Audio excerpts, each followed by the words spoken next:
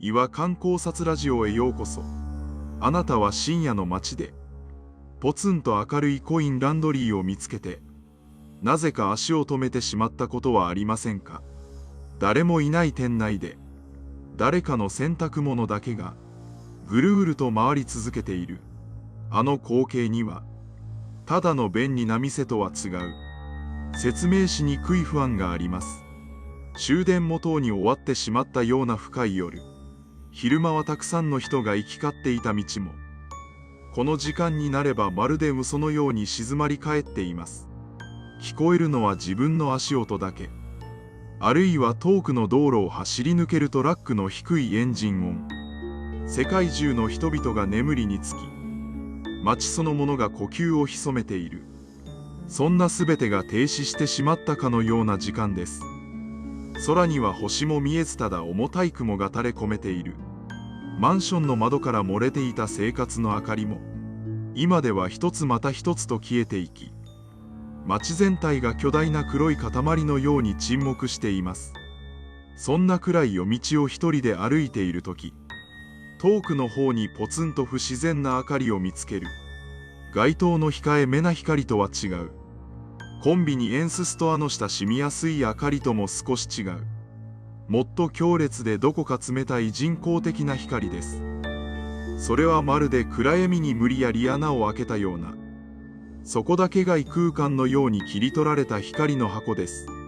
近づいていくとそれが何であるかがわかります。ガラス張りの小さな店舗、深夜の無人のコインランドリーです。暗闇の中に浮かび上がるその四角い空間は、まるでそこだけが昼間であるかのように煌々と照らされています。あなたはふと足を止めガラス越しに中を覗き込みます。店内には誰もいません。等間隔に並べられたプラスチックの椅子にも、その横の小さなテーブルにも人間の姿はどこにもありません。それなのに空間は決して静止していません。ずらりと並んだ巨大な洗濯機のうちのいくつかが、低い音を立てながら力強く稼働しているのです。中では見知らぬ誰かの衣服が、水に濡れながらぐるぐると回転し続けています。今回はこの深夜のコインランドリーという空間が持つ、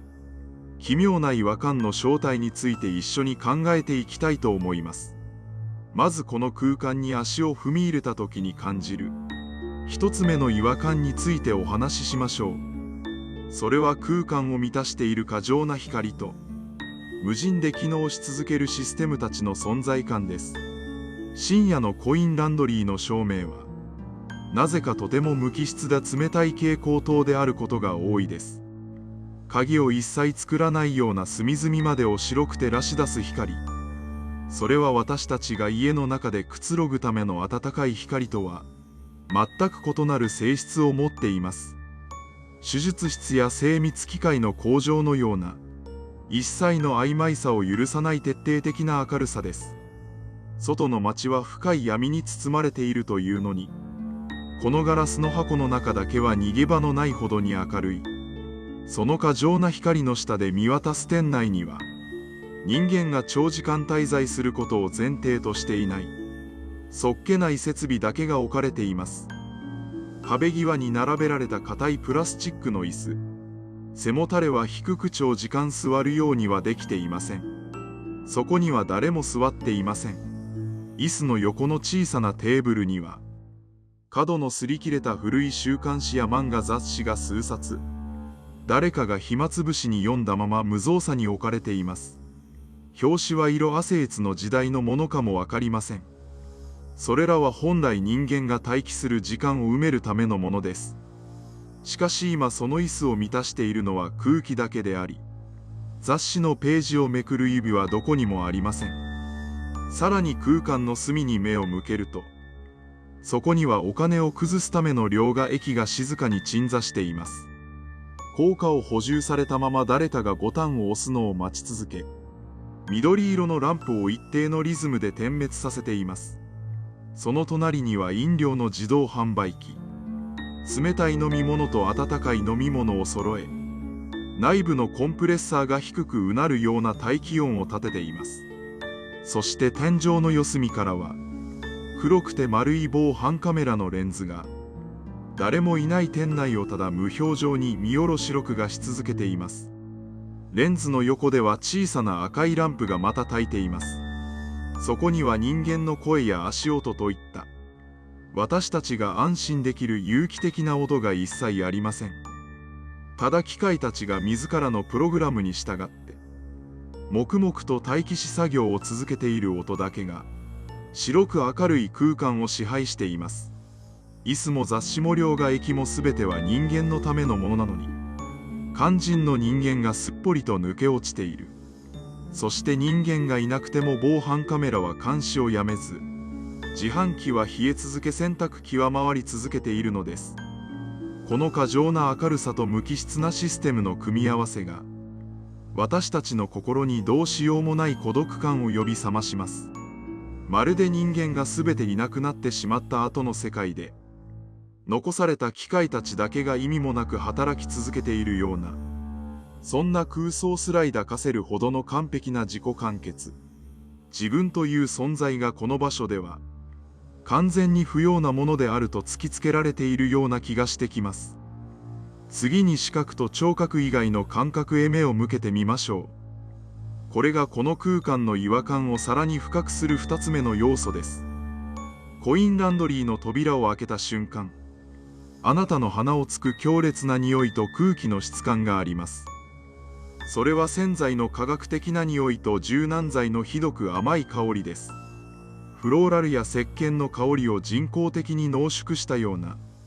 少し息苦しくなるほどの匂いが空間に充満しています。そこに混ざるかすかな埃っぽさと湿気、さらに稼働している大型乾燥機からは生暖かく湿った空気が絶えず吐き出されています。外の夜風はあんなに冷たいのに、この部屋の中だけは奇妙な熱気に包まれているのです。この匂いと熱気は間違いなく人間の生活の痕跡です。誰かが服を着て汗を流し外の空気に触れて汚れ、それをまた清潔な状態に戻そうとしている。その生々しい営みの結果が匂いと温度になって、この閉ざされた空間に充満しています。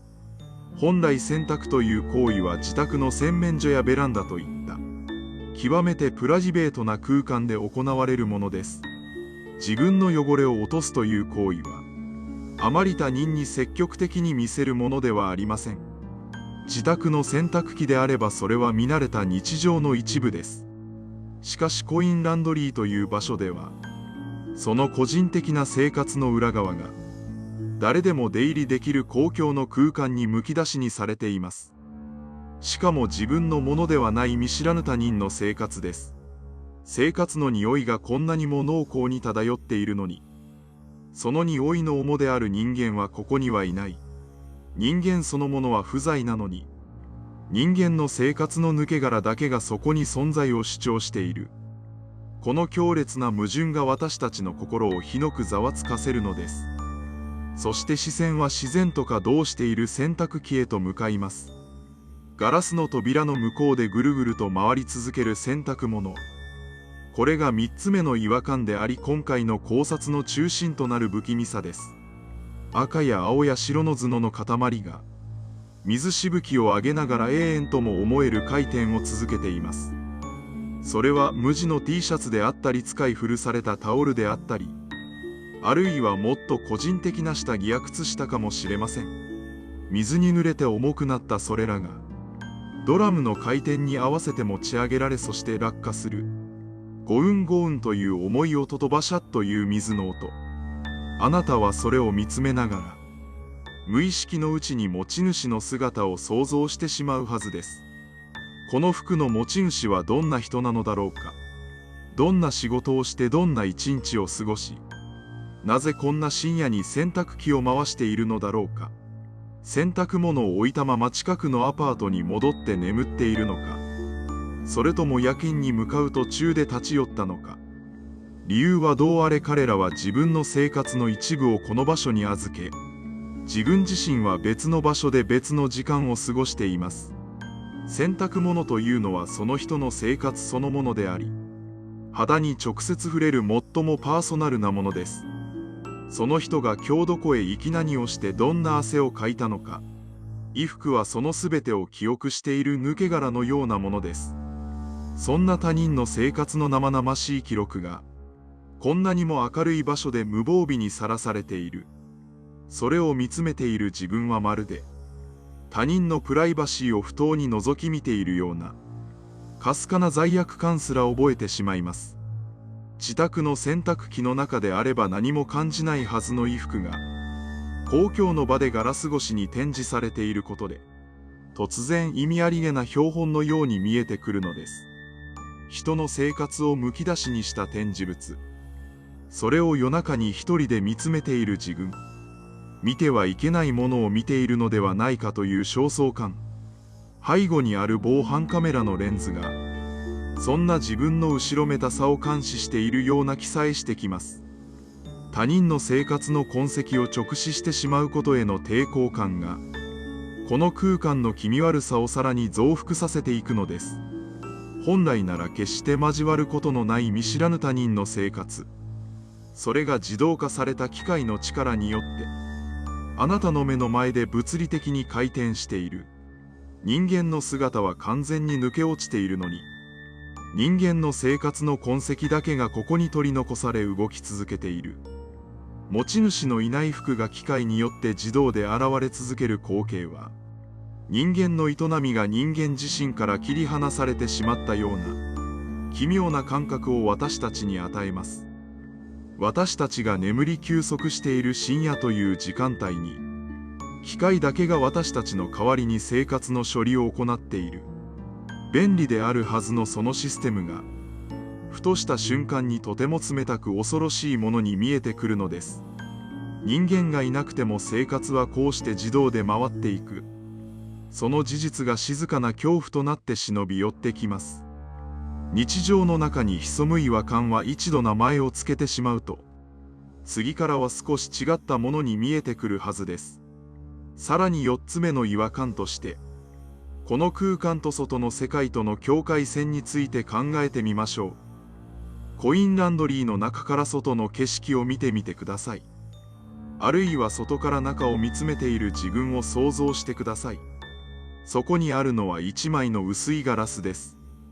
しかしそのガラスを隔てて世界は完全に2つに分断されています。外の世界は絶対的な暗闇と静寂です。眠りについた街と冷たい夜の空気と停滞した時間。対してガラスの内側は、逃げ場のないほどの光と熱気と洗剤の匂い、そして動き続ける機械の単調な音。この強烈なコントラストが空間の異常さを際立たせます。夜の暗闇の中に浮かぶ明るいガラスの箱。それはまるで深海に沈められた探査艇のようでもあり、宇宙空間を漂う孤独な宇宙船のようでもあります。ガラス一枚向こうは生命の存在しない真空の世界。この明るい箱の中だけが唯一の安全地帯であり、同時にどこにも逃げ出すことのできない密室でもある。深夜のコインランドリーに足を踏み入れた時、私たちが感じる独特の浮遊感はここから来ています。自分が今現実の街の地続きにいるのではなく、どこか別の次元や世界の隙間に落ち込んでしまったような感覚。そこは誰の家でもないどこでもない場所です。人が集まる場所でありながら誰も長居はしません。目的を果たすためだけの無機質な中継地点。そんな場所に夜の静寂の中で一人取り残された時、私たちは社会という大きなシステムからふっと切り離されてしまったような錯覚に陥ります。ガラスの向こうの暗闇は自分を拒絶しているように見え、ガラスの内側の明るさは自分を閉じ込めているように感じる。その境界線で立ち尽くす時、説明しにくい違和感が最高潮に達するのです。ここまでいくつかの具体例を挙げながら、深夜のコインランドリーの違和感について考えてきました。無機質の設備と防犯カメラの視線、生々しい柔軟剤の匂いと熱気、持ち主不在のまま回り続ける他人の服、暗闇と明るさが作り出す隔離された密室感。他人の生活の裏側を覗き見てしまうような罪悪感、これらを貫く違和感の正体とは一体何なのでしょうか。それは一言で言うならば、人間の気配だけが抜け落ちた生活の自動処理システムそのものが放つ不気味さであると言えるでしょう。私たちは普段自分たちの生活は自分自身の手でコントロールし動かしていると思っています。服を着て脱いで洗いまた着る。それは生きていることの連続性そのものです。しかし深夜のコインランドリーで私たちが目撃するのは、その連続性が人間から切り離されて自動化されている光景です。生活の匂いが濃厚に漂っているのに人間はいない。機械だけが他人の生活の断片を無感情に処理し続けている。そこにあるのは極限まで効率化された現代社会のある種の冷酷さと虚無感です。人間が休んでいる間もシステムは止まることなく動き続ける。私たちの個人的な生活の痕跡さえもが巨大な機械の一部として規則的に処理されていく。この空間に立つとき、私たちは無意識のうちに自分自身の存在の脆さや代替可能性を感じ取っているのかもしれません。自分が今ここで消えてなくなっても、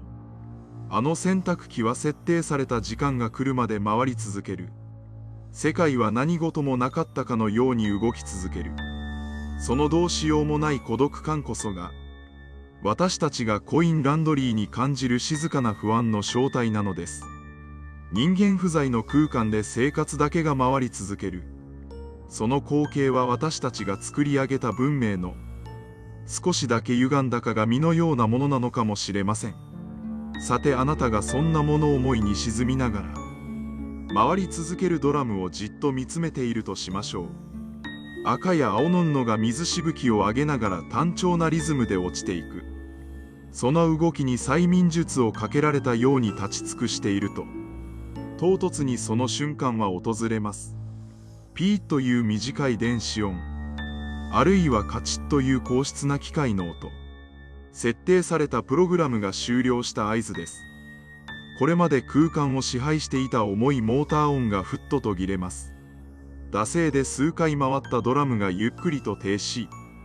最後に残った水が排水口へと吸い込まれていく音が響きます。そしてその音も完全に消えた時、店内には圧倒的な静寂が一気に押し寄せてきます。さっきまでのあのリズミカルで力強い鼓動は跡形もなく消え去ってしまいました。高々とした蛍光灯の光だけは変わらずに降り注いでいますが、そこにはもう何の動きもありません。ただ蒸れて重くなった他人の衣服が